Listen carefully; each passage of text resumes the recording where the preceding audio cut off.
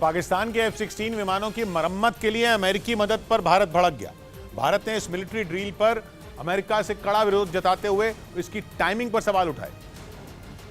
क्योंकि अमेरिका ने यह फैसला ऐसे वक्त में लिया जब भारत उसके अधिकारियों की मेजबानी कर रहा था और दोनों देशों के अधिकारियों के बीच समुद्री सुरक्षा को मजबूत करने के लिए 2+2 स्तर की बातचीत चल रही थी।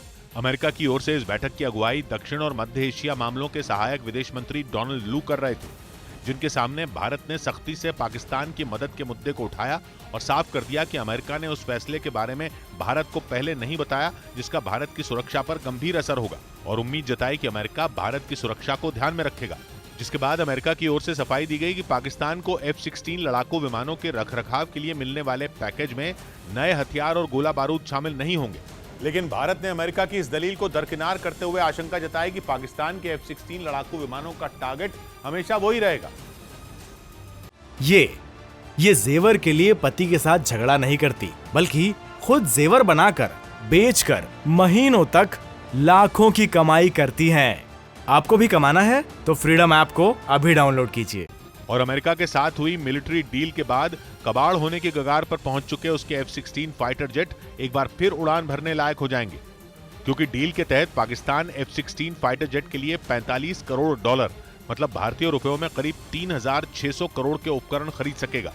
इसीलिए भारत इस डील पर अमेरिका के सामने कड़ा ऐतराज जताने से भी नहीं चूका और उसने बाइडेन प्रशासन के फैसले पर हैरानी जताई, क्योंकि अब तक अमेरिका पाकिस्तान पर आतंक के खिलाफ युद्ध में सहयोग नहीं करने का आरोप लगाता रहा था और इसी वजह से उसने 2018 में पाकिस्तान को किसी भी तरह की सैन्य मदद पर रोक लगा दी थी। लेकिन बाइडेन ने सबको चौंकाते हुए ट्रंप प्रशासन के उस फैसले को पलट दिया।